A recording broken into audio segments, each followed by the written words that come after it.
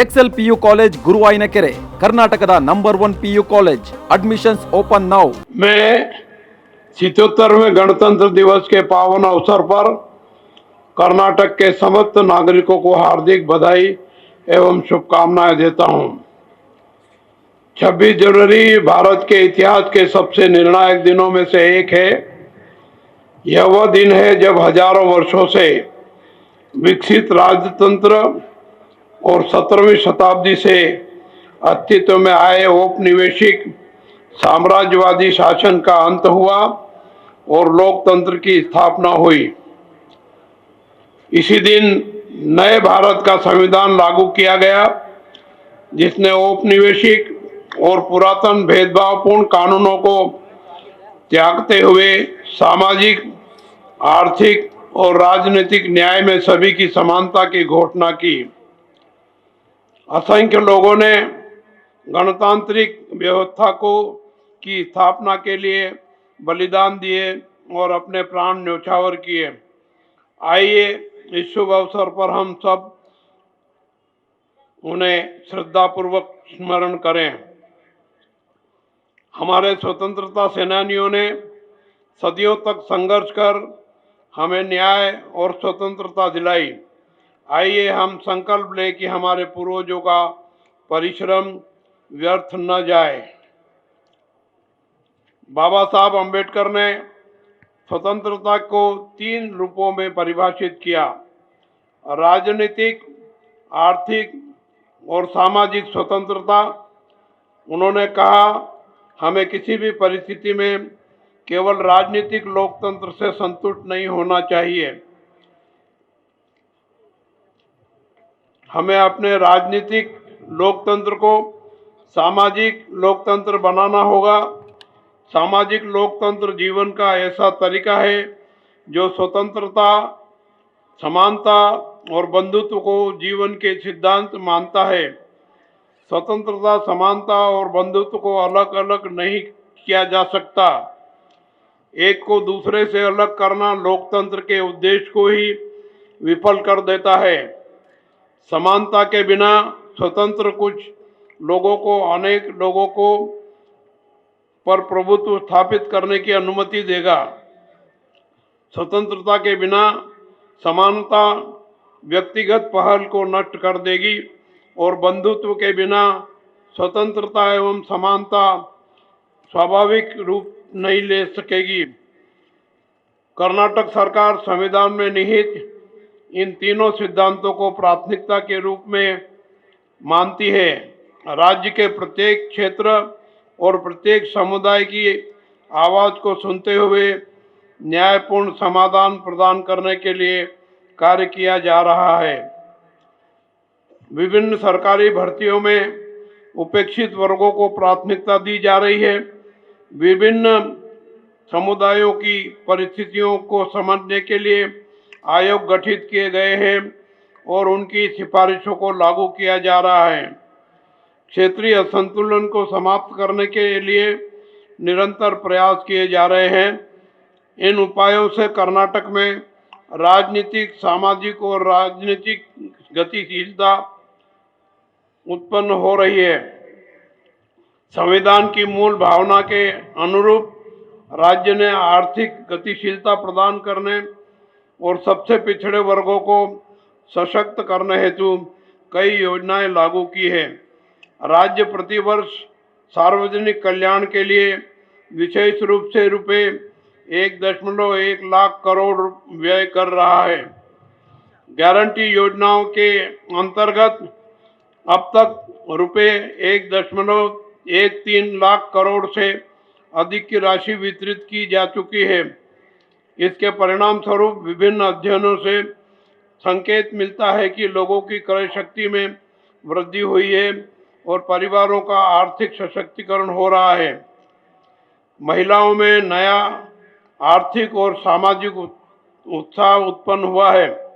कर्नाटक उन चुनिंदा राज्यों में है जहां उपभोक्ता मूल्य सूचकांक बेहतर बना हुआ है।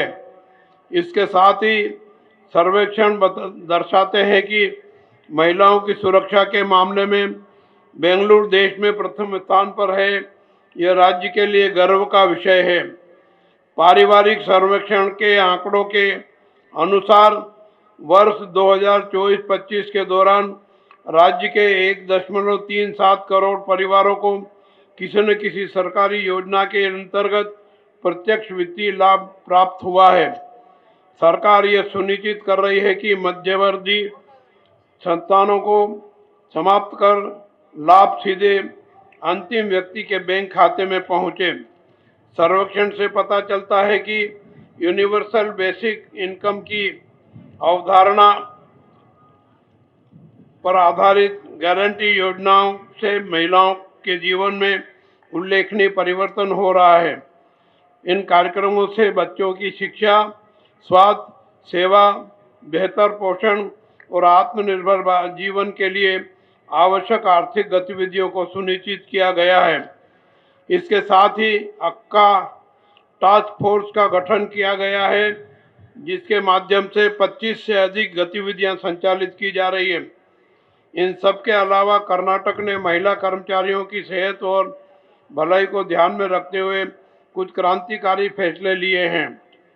महिला कर्मचारियों को सालाना 12 दिन का सवैतनिक मासिक धर्म अवकाश दिया जा रहा है। साथ ही कर्नाटक रोजगार सृजन और बुनियादी ढांचे के विकास को उच्च प्राथमिकता दे रहा है। 2025-26 के बजट में पूंजीगत व्यय के लिए 83,200 करोड़ का प्रावधान किया गया है। बेंगलुरु में लगभग रुपए 1.5 लाख करोड़ की परियोजनाएं क्रियान्वित की जा रही है, जो आने वाले दिनों में विकास को गति देगी।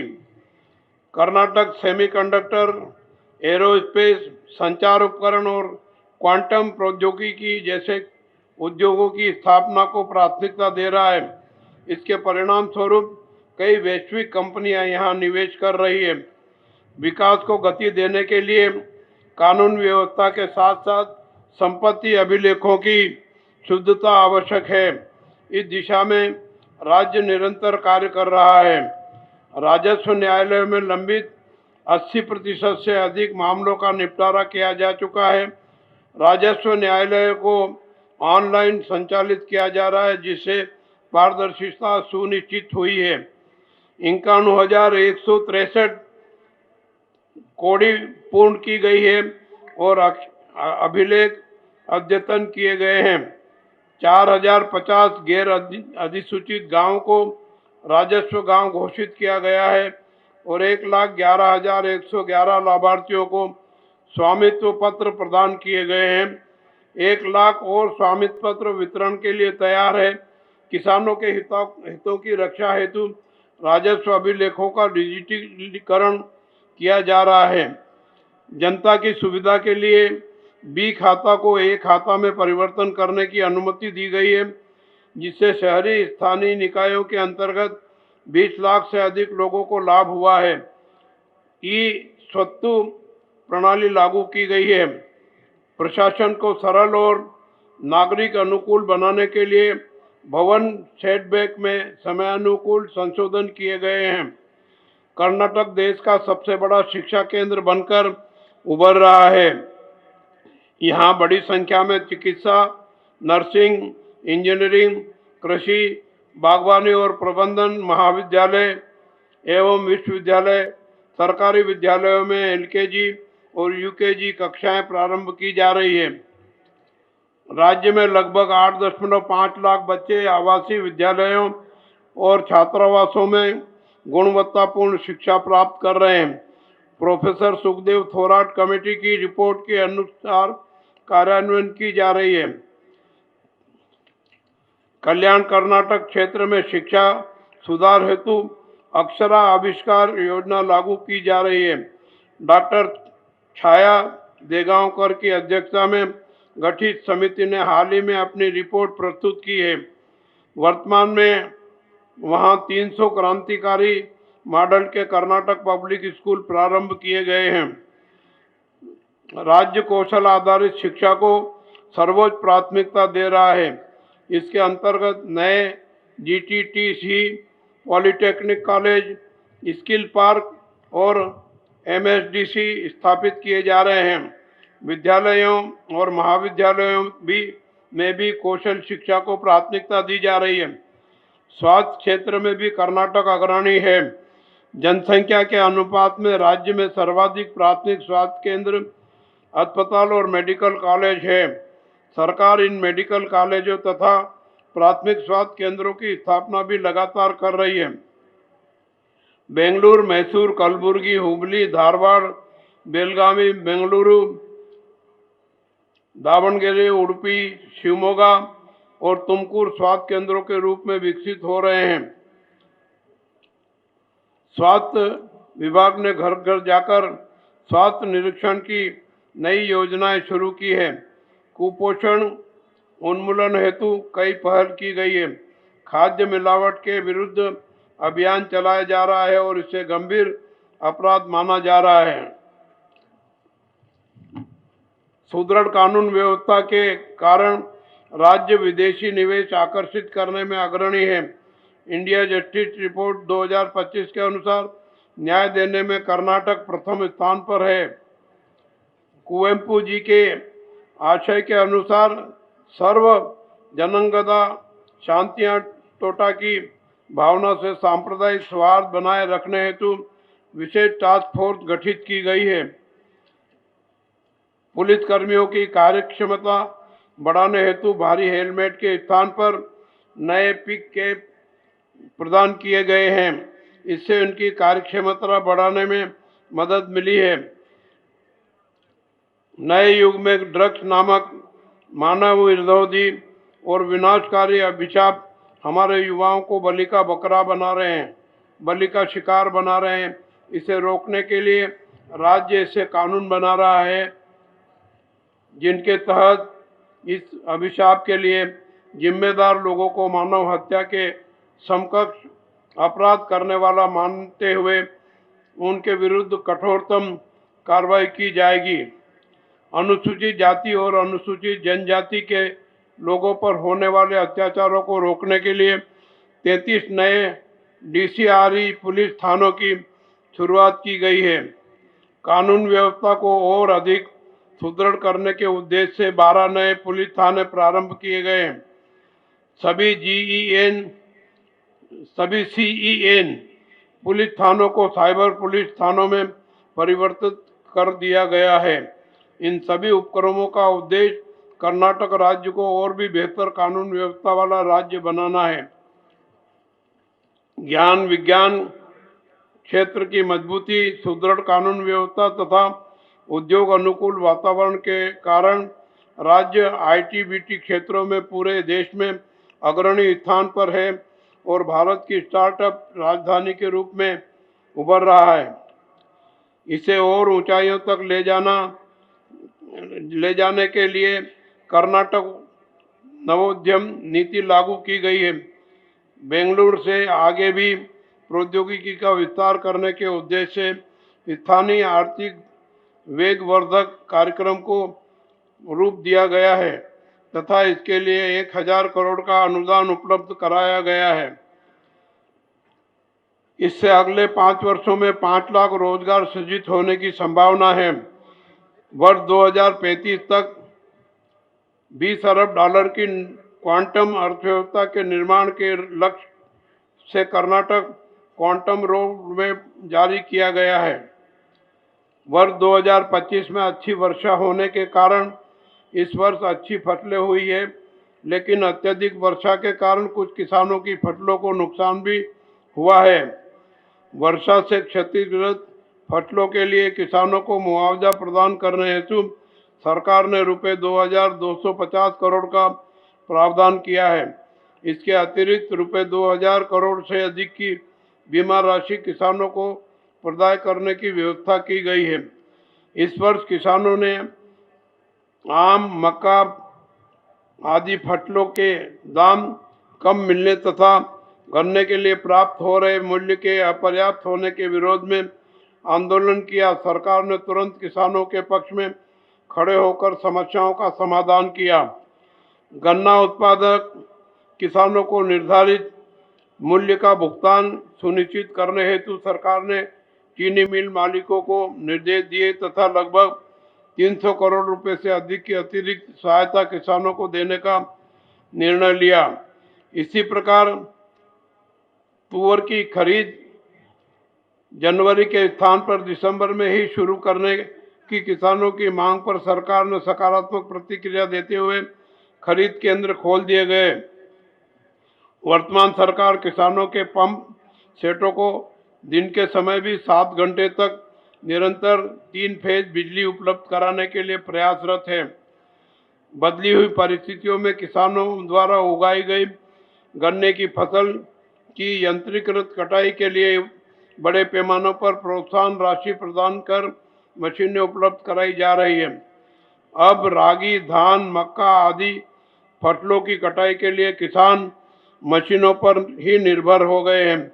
कृषि यंत्रीकरण योजनाओं के माध्यम से सरकार इसके लिए भी सहायता प्रदान कर रही है। 2025-26 को सम्मिलित करते हुए हमारी सरकार ने अब तक लगभग रुपये 10,000 करोड़ से अधिक की राशि सब्सिडी एवं अन्य विभिन्न रूपों में किसानों को प्रदान की है। दुग्ध उत्पादकों को उचित मूल्य प्राप्त हो यह सुनिश्चित किया गया है। पूर्व में लंबित प्रोत्साहन राशि सहित राज्य के 9.07 लाख दुग्ध उत्पादकों के बैंक खातों में सरकार द्वारा कुल रुपये 4,130 करोड़ की राशि सीधे हस्तांतरित की गई है। आकस्मिक रूप से मृत्यु होने वाले पशुधन के लिए मुआवजा देने की प्रक्रिया रुक गई थी। वर्तमान सरकार ने किसानों के पक्ष में खड़े होते हुए अनुग्रह योजना के अंतर्गत रुपये 95.41 करोड़ की राशि उपलब्ध कराई गई है। मेरी सरकार निरंतर यह सिद्ध कर रही है कि वह किसान की पक्षधर है। लंबे समय से आंदोलन कर रहे देवनहल्ली के किसानों की भूमि को भूमि अधिग्रहण से मुक्त किया गया है।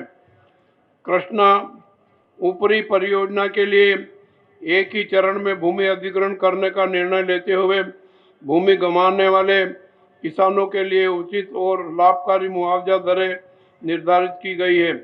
किसान समुदाय की भावनाओं को समझते हुए सरकार कार्य कर रही है। अनुसूचित समुदायों के सशक्तिकरण के मामले में कर्नाटक अन्य राज्यों की तुलना में कहीं आगे हैं। SC, SP और TSP अधिनियम को लागू करने वाला राज्य कर्नाटक है। पदोन्नति में आरक्षण की यही लागू किया गया है। अनुसूचित जाति, अनुसूचित जनजाति के ठेकेदारों के लिए आरक्षण, औद्योगिक भूखंडों में आरक्षण, ऋण सहायता, विदेश में उच्च शिक्षा के लिए प्रबुद्ध योजना, छात्रावासों तथा आवासीय विद्यालयों की स्थापना की गई है। लंबे समय से लंबित आंतरिक आरक्षण का विषय भी सुलझा लिया गया है और वह अब कार्यान्वयन के चरण में पहुंच चुका है। PTCL अधिनियम के अंतर्गत उत्पन्न हुई समस्याओं का भी समाधान किया गया है। पिछड़े वर्गों, अल्पसंख्यकों, महिलाओं, बच्चों, श्रमिकों और किसानों के कल्याण के क्षेत्र में भी हमारा राज्य अग्रणी है। संविधान के अनुच्छेद 15 और 16 में उल्लेखित प्रावधानों को अपनाते हुए कर्नाटक निरंतर प्रगति की ओर बढ़ रहा है। ग्रामीण और शहरी क्षेत्रों के बीच संतुलन स्थापित करने के लिए राज्य सरकार लगातार प्रयासरत है। ग्रामीण क्षेत्रों में सड़कें, बिजली, पीने का पानी जैसी सुविधाएं उपलब्ध कराने के प्रयासों के साथ साथ शहरी क्षेत्र के बुनियादी ढांचे के विकास के लिए भी प्रयास किए जा रहे हैं। बेंगलुरु महानगर के विकास के लिए लगभग 1.5 लाख करोड़ रुपए की बड़े पैमाने की योजनाएं बनाई गई है। व्यवस्थित मेट्रो नेटवर्क का विस्तार किया जा रहा है। 110 गांवों को कावेरी फेज 5 परियोजना के तहत पानी की आपूर्ति शुरू की गई है। बेंगलुरु बिजनेस कॉरिडोर का विकास कार्य प्रारंभ हो चुका है। शहर की परिवहन व्यवस्था को सुधारने के लिए सरकार प्रयासरत है। राज्य की 227 स्थानीय संस्थाओं को के क्षेत्र में रुपये 9,574 करोड़ की लागत से पीने के पानी की योजनाएं कार्यान्वित की जा रही है। रुपये 3,885 करोड़ के अनुमानित लागत बजट के साथ मुख्यमंत्री अमृत नगरोत्थान चरण 4 योजना भी क्रियान्वित की जा रही है। यह सुनिश्चित करने के लिए कि कोई भी भूखा न सोए, आवश्यक स्थानों पर इंदिरा कैंटीन की स्थापना की जा रही है। विकेंद्रीकरण सूचकांक में कर्नाटक पूरे देश में प्रथम स्थान पर है। ग्राम पंचायतों की स्वावलंबन क्षमता बढ़ाने के लिए हमारी सरकार सक्रिय रूप से काम कर रही है। इसके साथ ही ग्रामीण सड़क विकास को भी प्राथमिकता दी गई है। जनता की संपत्ति संबंधी अभिलेखों की आसान उपलब्धता सुनिश्चित करने हेतु ई स्वत्तु सॉफ्टवेयर लागू किया गया है। पारदर्शी प्रशासन सुनिश्चित करने हेतु ग्रामीण विकास और पंचायत राज विभाग के कर्मचारियों के स्थानांतरण को ऑनलाइन काउंसलिंग के माध्यम से सफलतापूर्वक संचालित किया जा रहा है। स्थानांतरण में भ्रष्टाचार को रोकने के लिए सरकार लगातार प्रयासरत है। यह प्रसन्नता का विषय है कि कई विभागों के महत्वपूर्ण पदों की नियुक्तियां काउंसलिंग के माध्यम से ही हो रही है। कर्नाटक ने कल्याण कार्यक्रमों के साथ साथ बुनियादी ढांचों के समग्र विकास गतिविधियों को भी अपनाया है। हवाई अड्डों, उपनगरीय रेलवे परियोजनाओं और जल मार्गों को बढ़ावा देने के उद्देश्य से रुपये 23,094 करोड़ के बजट के साथ साथ राज्य समुद्री और जलमार्ग मास्टर प्लान तैयार किया गया है। इसके अतिरिक्त कर्नाटक जल परिवहन विकास नीति 2024 लागू कर दी गई है। श्रमिक राष्ट्रीय संपत्ति के निर्माता है। राज्य सरकार का मानना है कि श्रमिक कल्याण राष्ट्रीय कल्याण है। निर्माण और अन्य श्रमिकों के बच्चों को मुफ्त शिक्षा प्रदान करने के लिए 42 आवासीय स्कूल शुरू किए जा रहे हैं। इन श्रमिकों के आश्रितों के लिए सुरक्षित आवास सुनिश्चित करने हेतु राज्य के 5 जिलों में 6 आवासीय परिसर बनाए गए हैं। इस वर्ष 14.34 लाख निर्माण श्रमिकों के स्वास्थ्य परीक्षण सहित उनके कल्याण के लिए 1,115 करोड़ रुपए खर्च किए गए हैं। जन केंद्रित शासन सुनिश्चित करने के लिए जन अनुकूल कानून बनाना आवश्यक है। वर्ष 2025 में 76 अधिनियम लागू किए गए हैं। राज्य के कानूनों को आसानी से उपलब्ध कराने के लिए 1957 से अब तक किए गए सभी संशोधनों विभाग की वेबसाइट पर प्रकाशित किए गए हैं। इसके अतिरिक्त 105 नियमों को समेकित कर 2025 में प्रकाशित किया गया है। सरकार राज्य के सभी मंदिरों की संपत्तियों का सर्वेक्षण कर रही है। अतिक्रमणों को हटाकर उन्हें मंदिरों को पुनः सौंप रही है। इसके लिए रुपये 15 करोड़ के आवंटन के साथ भू वराह योजना बनाई गई है। राज्य के तीर्थयात्रियों की सुविधा के लिए तिरुपति में कर्नाटक भवन रुपये 200 करोड़ की लागत से निर्मित किया गया है। अंजनाद्री पर्वत पर समग्र विकास कार्य किए जा रहे हैं।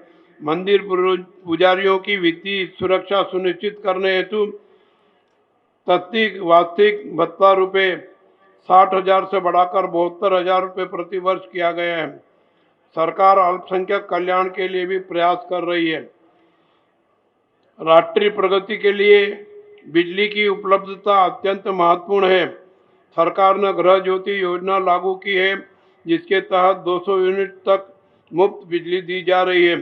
इसके साथ ही राज्य में कई विद्युत उत्पादन परियोजनाएं भी लागू की जा रही है। चालू वित्तीय वर्ष के पहले 10 महीनों में 28,000 मिलियन यूनिट बिजली का उत्पादन किया गया है। इस वर्ष 41,208 वितरण transformer, 10,943 kilometre high tension line और 6,382 किलोमीटर लो टेंशन लाइन स्थापित की गई है। 11,727 बोरवेलों को बिजली कनेक्शन प्रदान किए गए हैं।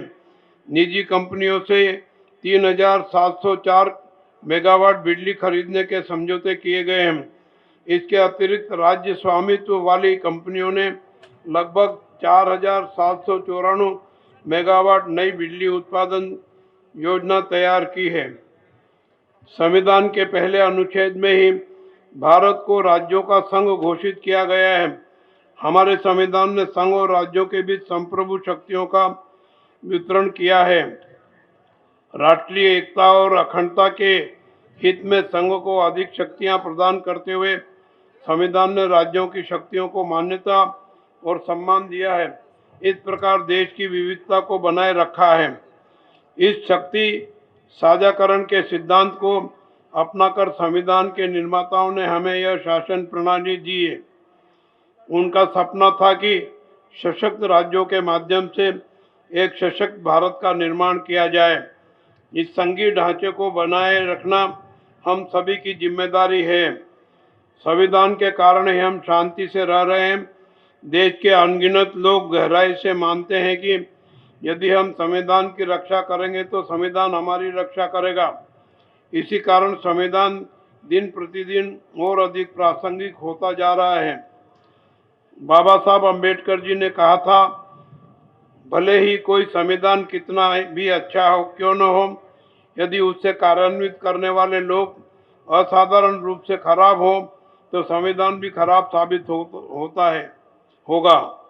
और भले ही संविधान कितना भी खराब क्यों न हो, यदि उससे कार्यान्वित करने वाले लोग अच्छे हों तो वह अच्छा साबित हो सकता है। संविधान का कार्यान्वयन पूरी तरह उसकी प्रकृति पर निर्भर नहीं करता। संविधान केवल राज्य के अंग प्रदान कर सकता है, जैसे कि विधायिका, कार्यपालिका और न्यायपालिका। इन अंगों के कार्यकुशलता को प्रभावित करने वाले तत्व देश के लोग और वे राजनीतिक दल हैं जिन्हें लोग अपनी आकांक्षाओं को पूरा करने के साधन के रूप में चुनते हैं। इसलिए लोगों के सामने सबसे महत्वपूर्ण कार्य यह है कि वे ऐसे प्रतिनिधियों का चुनाव करें जो संविधान की मूल भावना को समझकर कार्य करें और निरंतर प्रश्न और संवाद के माध्यम से लोकतंत्र को संरक्षित करें। इसी सिद्धांत और सलाह पर महात्मा गांधी ने भी बल दिया था। हमारे गणराज्य की असली ताकत विविधता में एकता और लोकतांत्रिक संस्थाओं की गतिशीलता और हमारे संविधान में निहित मूल्यों के प्रति प्रतिबद्धता में निहित है। भारतीय संविधान के शिल्पकार डॉक्टर बी.आर. अम्बेडकर जी और उनके नेतृत्व में प्रारूपण समिति के प्रत्येक सदस्य ने इस राष्ट्र के लिए अद्वितीय योगदान दिया है। इस 77वें गणतंत्र दिवस पर आइए उन्हें याद करें, मिलकर काम करें और राष्ट्र की सेवा और प्रगति के लिए खुद को समर्पित करें। राष्ट्रीय एकता, समानता, अखंडता और समृद्धि प्राप्त करने में लोकतांत्रिक आदर्श हमें मार्गदर्शित करते रहे हैं। देश की भलाई में राष्ट्रभक्ति और एकता की भावना योगदान दें। आइए संविधान की शक्ति का उपयोग करते हुए सुरक्षित, सामंजस्यपूर्ण और समृद्ध कर्नाटक और भारत का निर्माण करें और हमारे आदर्श गणराज्य प्रणाली को और सुदृढ़ बनाएं।